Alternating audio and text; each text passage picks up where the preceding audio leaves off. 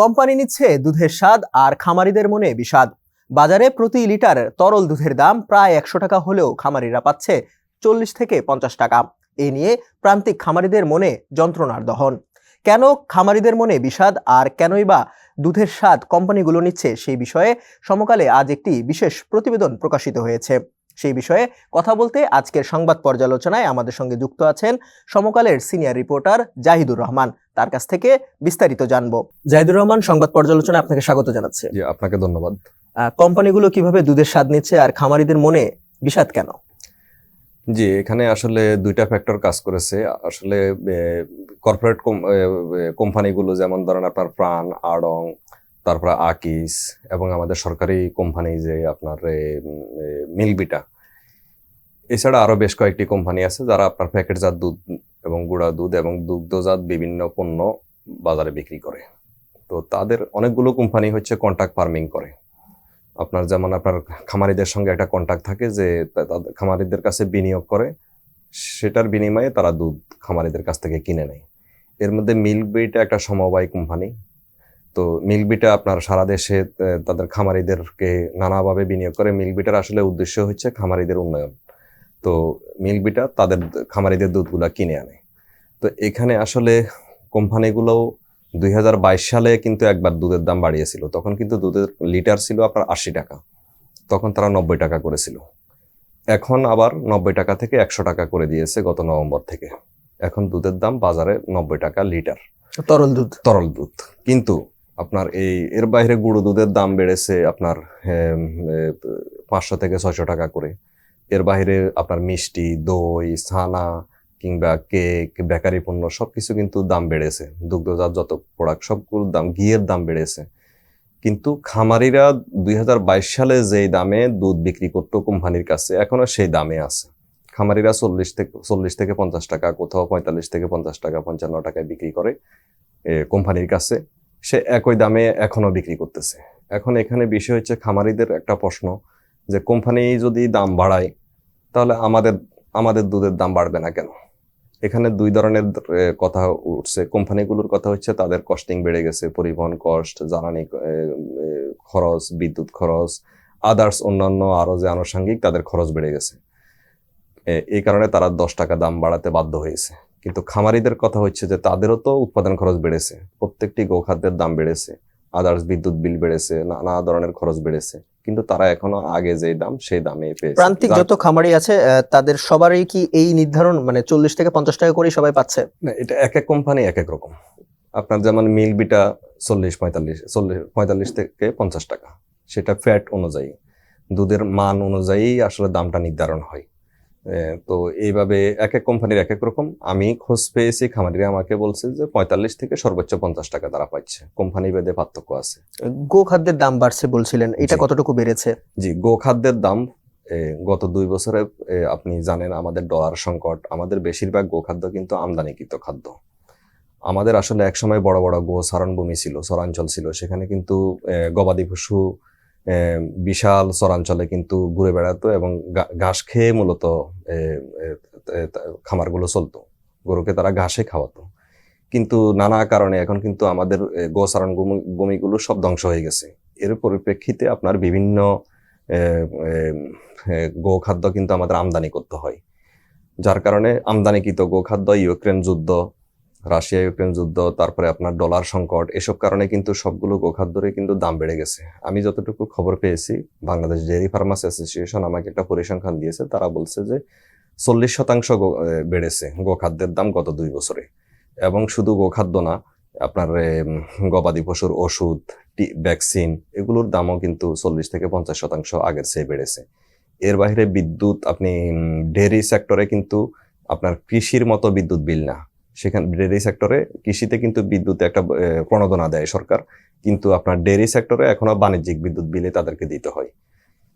এসব কারণে তাদের আদার্স খরচ অনেক বেড়ে গেছে। খামারিরা কি বলছেন? 40 থেকে 50 টাকা যারা নিচ্ছেন তাদের প্রত্যাশা কতটুকু, তারা কত টাকা করে চাচ্ছেন? আপনার সঙ্গে তো কথা হয়েছে নিশ্চয়ই। না, তাদের কথা হচ্ছে যে যদি আপনার বাজারে যদি 100 টাকা বিক্রি হয়, তারা অন্তত যেন 70-75 টাকা তারা যেন দুধের দাম পায়।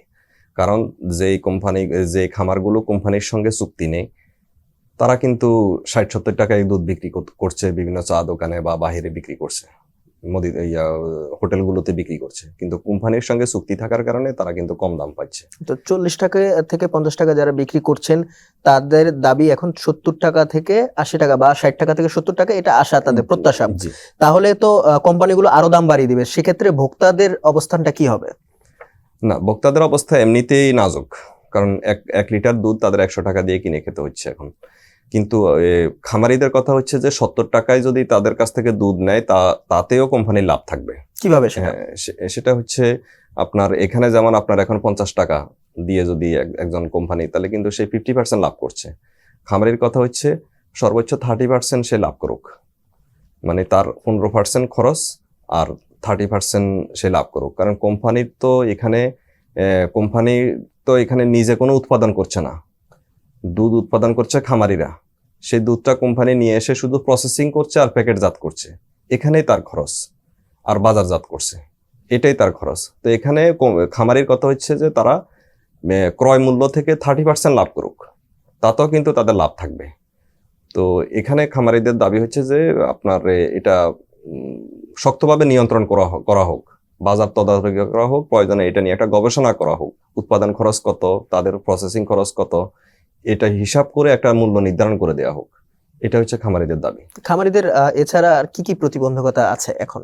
খামারিদের প্রতিবন্ধকতা আপনি জানেন, আপনার সে করোনা কাল থেকে কিন্তু খামারিরা নানা প্রতিবন্ধকতায় মধ্যে দিয়ে যাচ্ছে, নানাভাবে চড়াই উতরাই, মাঝখানে আপনার নানা ধরনের প্রাকৃতিক দুর্যোগ, জলবায়ু পরিবর্তনের ছোঁয়া কিন্তু আপনার ডেয়ারি সেক্টরেও পড়েছে। তো ডেয়ারিতে আপনার তাদের মূল সমস্যা হচ্ছে গোখাদ্যের মূল্য বৃদ্ধি। এই গোখাদ্যের মূল্য বৃদ্ধি, তারপরে এর বাইরে নীতি সহায়তাগুলো নেই। যেমন আপনার গোখাদ্যের উপর যে আমদানি, যে গোখাদ্যগুলো আমদানি করে সেগুলোর মূল্য কমানোর জন্য সরকার কোনো উদ্যোগ নিচ্ছে না। এর বাইরে বিদ্যুৎ বিলটা কমানো তাদের, তারপরে তাদের আপনার ডেয়ারি উন্নয়ন বোর্ড গঠন করা, তাদের ডেয়ারি উন্নয়ন বোর্ড নেই। ডেয়ারি উন্নয়ন বোর্ড গঠন করলে এই ডেয়ারি সেক্টরে কিন্তু একটা অভাবনীয় পরিবর্তন দেখা দেবে। এর বাহিরে তাদের আরেকটা দাবি হচ্ছে জাত উন্নয়ন, উন্নত জাতের গরু দেয়া। আপনি যেমন দেখেন, আমরা কিন্তু মাংসে স্বয়ংসম্পূর্ণ, কিন্তু দুধের উৎপাদন কিন্তু আমাদের তলানিতে। আমি সাম্প্রতিক একটা খবর পেয়েছি যে অসমর্থিত একটা সূত্রে যে 30% কিন্তু দুধের উৎপাদন গত 1 বছরে কমে গেছে আমাদের, আরো কমতেছে। তো তাদের যেটা দাবি হচ্ছে আপনার উন্নত জাতের গরু দেয়া। যেমন আপনার এখন একটা গাভীকে যে পরিমাণ খাবার খাওয়ানো লাগছে, সেখান থেকে হয়তো 10 কেজি দুধ, 10 লিটার বা 20 লিটার দুধ পাচ্ছে। কিন্তু উন্নত জাতের একটা গাভী যদি বিদেশ থেকে যদি আনে, পরিচর্যা করে, একই রকম খাবারে কিন্তু 30-40 কেজি কিন্তু দুধ পাবে। তাদের কথা হচ্ছে আমাদের এখন গাভীর সংখ্যা বেশি কিন্তু উৎপাদন কম। কোম্পানিগুলো কি বলছে দাম বাড়ানোর ক্ষেত্রে? কোম্পানিগুলোর কথা হচ্ছে যে তাদের উৎপাদন খরচ বেড়ে গেছে, মানে তাদের যে প্রসেসিং খরচ, তাদের পরিবহন কস্ট, তেলের দাম বৃদ্ধি, অন্যান্য কারণে তাদের উৎপাদন খরচ বাড়ছে, যার কারণে তারা এই দামটা সমন্বয় করা লাগছে। দুধের দাম নিয়ন্ত্রণ রাখতে কি কি উদ্যোগ নেওয়া বলে প্রয়োজন মনে করেন, সরকারি বা বেসরকারি, বা কি ধরনের উদ্যোগ নেওয়া প্রয়োজন? প্রথমত আমাদের অধিকাংশ পণ্যেরই কিন্তু আপনার দাম নির্ধারণ করে দেওয়া হয়। যেমন আপনার আলু বলেন, পেঁয়াজ বলেন, কৃষি বিপণন অধিদপ্তর থেকে মাংসের দামও কিন্তু নির্ধারণ করে দিয়েছে। তো কিন্তু দুধের কোনো দাম সরকার নির্ধারণ করেনি, এবং দুধের বাজার নিয়ন্ত্রণের জন্য কোনো তদারকি নেই। দুধ কি নিম্নমানের নাকি দুধের দাম বেশি নিচ্ছে বা কি পরিস্থিতি, ভোক্তা অধিকারেরও কিন্তু এই বিষয়ে কোনো অভিযান আমাদের খুব একটা চোখে পড়ে না। তো এখন খামারি কিংবা সংশ্লিষ্টদের দাবি যে দুধের বাজারটা নিয়ে সরকারকে নতুন করে ভাবতে হবে, প্রয়োজনে একটা গবেষণা করতে হবে, বাজার যাচাই করতে হবে, করে একটা মূল্য নির্ধারণ করে দেয়া এবং সেই অনুযায়ী বাজার তদারকি করা। না হলে কোম্পানিগুলো বছর বছর এভাবে দুধের দাম বাড়াবে, কোনো বলা নেই, কোয়া নেই, হঠাৎ করে দুধের দাম বাড়িয়ে দিচ্ছে। এবং খামারিদের একটা দাবি হচ্ছে ডেয়ারি সেক্টর নিয়ে একটা নিয়ন্ত্রণ সংস্থা থাকবে, যারা মূল্য নির্ধারণ করবে এবং খামারিদের স্বার্থটাও দেখবে, কোম্পানির স্বার্থটাও দেখবে, পাশাপাশি ভোক্তার স্বার্থটাও দেখবে। শেষ প্রশ্ন আপনার কাছে, 100 টাকা লিটারে তরল দুধ বিক্রি হচ্ছে বাজারে, এই দামটা কি কমার কোনো সুযোগ আপনি দেখেন কিনা? জি, অবশ্যই সরকার যদি উদ্যোগ নেয় কমার সুযোগ আছে। কারণ হচ্ছে আপনার এখানে আমি আগেও আপনাকে বলেছি যে বাজারটা দেখতে হবে যে কি পরিস্থিতি, উৎপাদন খরচ কত, বিক্রি করছে কত টাকায়, কোম্পানির খরচ কেমন, খামারের খরচ কেমন, এগুলা দেখে তাহলে কিন্তু কমানোর সুযোগ আছে। না, এই প্রশ্নটা করার কারণ হচ্ছে যে আমরা বাংলাদেশে বাজারে দেখি যে নিত্যপণ্য যেগুলো আছে সেগুলোর দাম একবার বাড়লে সেটি কমার প্রবণতা আমরা খুবই কমই দেখছি। এই জি। দুধের ক্ষেত্রেও কি সেটা দেখা না, যাবে কিনা? দুধও একটা কৃষি পণ্য। কৃষি পণ্যের ক্ষেত্রে কিন্তু সবসময় উত্থান পতন হয়। আপনি দেখেন সবজির দাম আগে কত ছিল, এখন শীতকালে কত। শীতকালে কিন্তু সবজি এখন পানির দরে বিক্রি হচ্ছে। আলু এক এক সময় এক এক দাম থাকে। এটাও একটা কৃষি পণ্য, এটা ফিক্সড থাকার কোনো সুযোগ নেই, কখনো বাড়বে কখনো কমবে। খামারিদের কিন্তু শীতকালে একরকম খরচ থাকে, গরমকালে আরেক রকম খরচ থাকে। আপনার শীতকালে তাদের বিদ্যুৎ খরচ কিন্তু কম। সব মিলিয়ে কিন্তু এখানে বাড়া কমার একটা সুযোগ আছে। আরেকটা বিষয় জানতে চাই যে দুধের যে পুষ্টি শিশুদের জন্য খুবই জরুরি, এটা আসলে কতটা সংখ্যার মধ্যে পড়ছে? জি, দুধ অন্যতম একটা শিশু খাদ্য এবং আপনার শিশুদের জন্য আপনার আমি এই নিউজ করার জন্যই আপনার ঢাকার বিভিন্ন এলাকা ঘুরেছি। সেখানে দেখলাম যে ঘরে 2জন শিশু আছে কিংবা একজন বৃদ্ধ আছে, তাদের হয়তো 1 লিটার দুধ লাগে।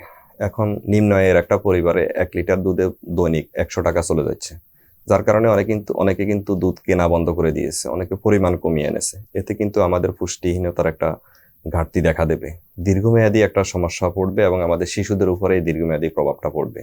এই জন্য সরকারকে এটা সিরিয়াসলি নিতে হবে, বিশেষ করে আমাদের যে আগামী প্রজন্মের সাথে এই দুধের দামটা সহনীয় রাখতে হবে। জাহিদ, আপনাকে অসংখ্য ধন্যবাদ সংবাদ পর্যালোচনায় আমাদেরকে সময় দেওয়ার জন্য। আপনাকে ধন্যবাদ। দর্শক, এই ছিল আজকের সংবাদ পর্যালোচনা। অন্য কোনো দিন অন্য কোনো বিষয় নিয়ে আমরা আবারও হাজির হব। ততক্ষণ পর্যন্ত সমকালে চোখ রাখুন এবং দেশ বিদেশের সর্বশেষ সংবাদগুলো জানতে www.সমকাল.com চোখ রাখুন।